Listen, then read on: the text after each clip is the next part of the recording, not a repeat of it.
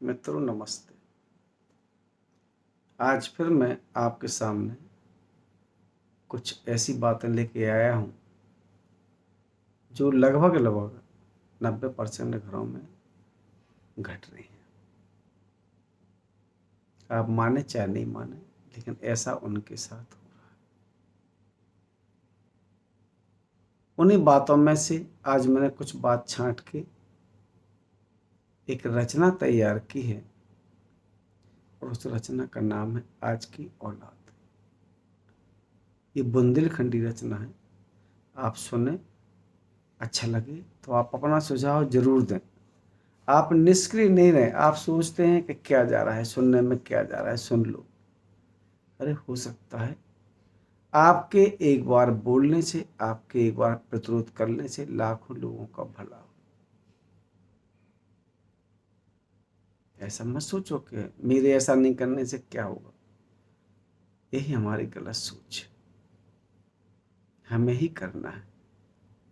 हम करेंगे, हम सुधरेंगे, जग सुधरेगा। हम नहीं सुधरेंगे, जग क्या सुधरेगा। हिंदुस्तान में कुछ राज्य ऐसे भी हैं जहां लोगों की सोच बहुत अच्छी है, जैसे महाराष्ट्र है, गुजरात है।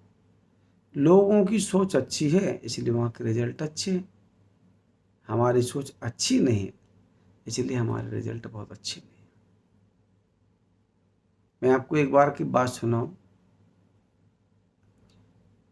कि जब एक विदेशी आचार्य चाणक्य से मिलने उनके आश्रम पर पहुंचा, तो पहले तो उसको आश्रम देख के ही ताज्जुब हुआ कि नदी के किनारे एक झोपड़ी में आचार्य चाणक्य वास करते थे। बहुत ताज्जुब हुआ कि जिसका नाम विदेश में है, अब मैं मिलने आया हूँ और वो महापुरुष नदी के किनारे एक साधारण कुटिया में निवास कर रहा है। जब वो वहाँ पहुंचा तो उसने दोनों हाथ जोड़ के उनको नमस्ते किया। आचार्य चाणक्य उस समय कुछ काम कर रहे थे। उन्होंने सिर हिलाया, अपना काम करने में लगे रहे।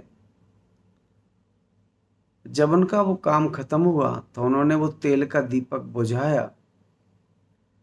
उसके बाद दूसरा दीपक जलाया। उसके बाद बोला, आइए अतिथि, कहाँ से आपका आगमन हुआ है।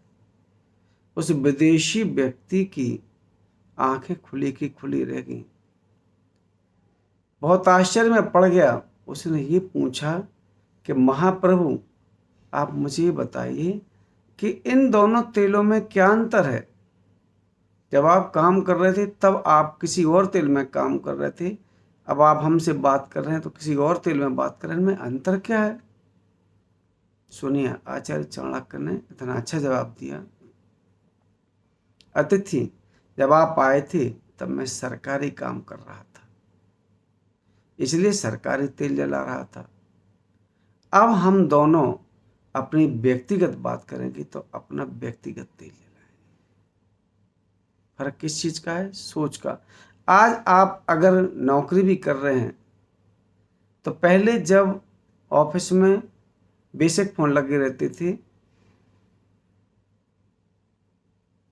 मोबाइल फोन आए तब भी लोग ऑफिस के फोन से फोन लगाते थे। क्यों? उनका खर्च नहीं हो जाए, क्योंकि तब कॉल पर कुछ पैसा लगता था ना। सोच खराब। आज हम कितनी भी बड़ी पोस्ट पर हों, हम ये सोचते हैं कि ये सरकारी है, मुझे क्या लेना देना। अगर बच्चों को घुमाने जाओ तो नौकर से कहते थे जाओ उसी ऑफिस की गाड़ी से घुमा लाओ। अच्छी बात नहीं। हम उसी देश में रहते हैं जिस देश में आचार्य चाणक्य रहते थे। फिर कोई ना कोई ऐसा योद्धा आएगा जिससे हमारी टांगें फुट जाएंगी। बस वक्त का इंतजार करो। वो आप चाहते हैं कि अगर कोई ऐसा योद्धा नहीं आए तो आप अपनी सोच को बदलिए। हमारी गलत सोच ही हमारे बच्चों को गलत राह पर ले जा रही है, और कुछ नहीं। मैं आपको दूसरा उदाहरण देता हूं। जब एक व्यक्ति आचार्य विद्यासागर से मिलने कलकत्ता गया, आचार्य विद्यासागर जी किसी को छोड़ने स्टेशन गए हुए थे। जिस ट्रेन में उन्होंने किसी को छोड़ा उसी ट्रेन से एक अतिथि उतरा, एक अजनबी उतरा। उस अजनबी ने उसी व्यक्ति को कुली समझ के उससे पूछा कि आप आचार्य विद्यासागर को जानते हैं? उस व्यक्ति की महानता देखी, उसने वहां कुछ नहीं कहा। उसने बोला आपको कहाँ चलना है महाप्रभु? उसने बोला आप हमें आचार्य विद्यासागर जी के यहाँ छोड़ दीजिए। उसने उनका सामान स्टेशन से उठाया, तांगे में रखा। उसके बाद वो लेके अपने घर आया, कपड़े बदले और फिर बोले हाँ बताइए महाप्रभु कहाँ से आगमन हुआ? मैं ही आचार्य विद्यासागर हूँ। उस व्यक्ति को बहुत ताज्जुब हुआ कि अगर आप ही आचार्य विद्यासागर हैं तो आपने मुझे वहाँ क्यों नहीं बताया? उसने बोला कि अगर मैं वहाँ बताता तो शायद इस सेवा का मौका मुझे नहीं मिलता। जो मैंने आपका सामान उठाया यहाँ तक ले आया। फर्क किस बात का है? सोच का। हमें भी अपनी सोच बदलना पड़ेगी। चाहे वो नेता हों, चाहे डॉक्टर्स हों, चाहे टीचर हों, चाहे सरकारी कर्मचारी हों, चाहे प्राइवेट कर्मचारी हों, सोच हमें बदलनी पड़ेगी। हम कहीं से कहीं तक सही नहीं हैं। हम अगर सोचते हैं कि हम सही हैं तो शायद 90% लोग पटरी से उतरे हुए हैं। जब हम ऐसे होंगे तो बच्चे कैसे होंगे? इन 4 लाइनों में जो मैंने बुंदेलखंडी में लिखी हैं आपके सामने पेश कर रहा हूँ। अगर अच्छी लगे तो आप हमें अपना सुझाव जरूर देना। मैं एक बार फिर से आपसे कह रहा हूँ, अगर नहीं लगे, आपको उदास ही नहीं रहना है तो मुझ पर कोई फर्क नहीं पड़ता, क्योंकि मैंने तो सोच लिया है कि अपने दिल की बात आप तक पहुँचाऊँगा। अब वो आपके ऊपर निर्भर करता है कि आपका व्यवहार मेरे प्रति कैसा रहता है। आप चाहते हैं कि इस देश में परिवर्तन हो तो हमें ही बदलना पड़ेगा। कुंभ के मेले में बहुत अच्छी लाइन लिखी थी, स्वयं सुधार संसार की सबसे बड़ी सेवा है। किसी को नहीं सुधारना है, आप खुद को सुधारिए। चलिए, मैं घर घर में घटित होने वाली, लगभग घर घर में घटित होने वाली 90% बच्चों के द्वारा अपने माँ बाप को पहुंचाई जाने वाली इन घटनाओं का बुंदेलखंडी वर्णन करता हूँ। अच्छा लगे तो जरूर बताना। सुनिए। आज की औलाद माँ बाप को जिंदा खा रही। आज की औलाद माँ बाप को जिंदा खा रही और उन्हीं की संपत्ति और उन्हीं को दबा रही है। ना सही बात? सब बच्चे ऐसे नहीं है, ये बात अलग है, लेकिन ज्यादातर बच्चे ऐसे हैं कि आज की औलाद माँ बाप को जिंदा खा रही और उन्हीं की संपत्ति और उन्हीं को दबा रही। काम काज कछु करने नहीं है। जब सब कछु करो कराओ धरे ही है घर में, तभी काहे हूं करे? काम काज कछु करने नहीं है, बात काऊ की सुनने नहीं है, ऊपर से आंखें दिखा रही। काम काज कछु करने नहीं है और बात कोनों की सुनने नहीं है, और को ने कछु कही सो ऊपर से आंखें दिखा रही। आज की औलाद माँ बाप को जिंदा खा रही।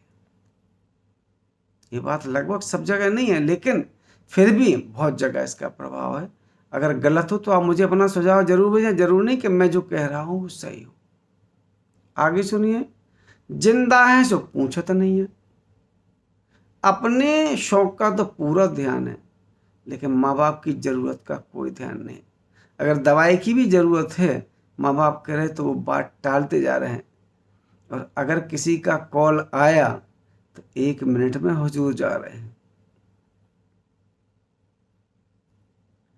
जिंदा हैं सो पूछत नहीं है, रोटी कपड़ा देते ही नहीं है, और कछुअन के दे सो मुंह बना रहे। कछु कह दई सो मुंह बना रही। आज की औलाद माँ बाप को जिंदा खा रही है ना। सही बात। आगे देखें, कछुअन को आंखन नहीं भात। कछु तो मोड़े मोड़ा ऐसे हैं कि अगर उनके ब्याह होगा तो उन्हें जरा ये माँ बताई कब चले जाए यार, कब चले जाए, हे भगवान एक नारियल जोई फूल है।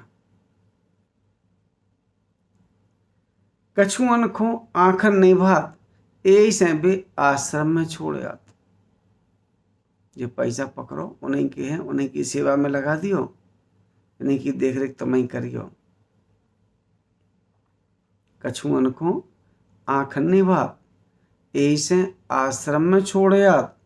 जीते जी परलोक पहुंचा रहे, आश्रम में पहुंचा रहे। ऐसे ऐसे माँ बाप आश्रम में हैं जिनके पास अरबों की संपदा है, लेकिन आज की औलाद उनकी सेवा करना नहीं चाहती नहीं कि सेवा करें। भगवान जाने ये हमारे पाप हैं या उनके पाप, लेकिन ये हकीकत है। माँ बाप बहुत अच्छी अच्छी पोस्ट पे हैं, बच्चे फिर भी परेशान कर रहे हैं। हर इच्छा को पूरो करवे, आप बताएगी भी देखो यार, हर इच्छा को पूरो करवे, लाखन रुपया खर्च करवे, लेकिन उन्हें औरण को तरसा रहे, उन्हें कोरण को तरसा रहे।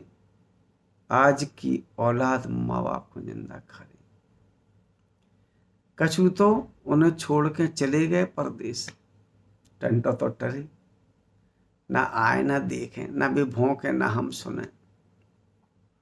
कछु तो छोड़ के चले गए परदेश, सपने में नहीं आने देश। जा भी तय कर ली जोनो जी है, जोनो तो आने नहीं है। कछुअन की तो कछु संपदा ऐसी डरी, यकीन नहीं मानो, करोड़ों की संपदा है, दूसरे रह रहे, औलाद को बेच भी को टेम नहीं है, चले गए।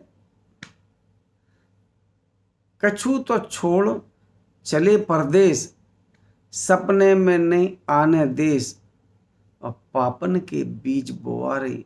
आज की औलाद माँ बाप को जिंदा खा रही, आज की औलाद माँ बाप को जिंदा खा रही।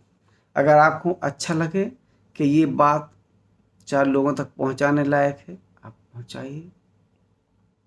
अगर आपको लगता है कि ये बात गलत है, हम गलत बोलते हैं, तो एक बार हमें आगाह कराइए। लेकिन ज़्यादातर जब मैं निकलता हूँ, मुझे लगता है कि आज के बच्चे माँ बाप को बहुत गलत जवाब देते हैं, तब मुझे तकलीफ होती है। उस दिन मैं कलम उठा लेता हूँ और सोचता हूँ लिखना चाहिए। अभी हो सकता आधे बच्चे ही बिगड़े हों, आधे ही बच जाएं, क्योंकि जो अपने माँ बाप का अपमान करेंगे, सम्मान की जगह ऊपर वाले की दृष्टि में उनकी कुछ भी नहीं हो सकती। इसी के साथ में एक बार फिर इंजीनियर बालमुकुंद सोनी आपसे विदा लेता हूँ, इस उम्मीद के साथ आप मुझे अपनी राय जरूर देंगे। मैंने पिछले वीडियो में भी बताया था कि जब भी मैं लिंक भेजता हूँ तो आप नंबर सेव करें, लिंक नीली हो जाएगी, फिर आप उसको खोलें, फिर आप उसको सब्सक्राइब करें। अच्छा लगे तो सुने, लाइक करें, कमेंट करें, अपने लोगों तक पहुँचाएं। नमस्ते, जय भारत।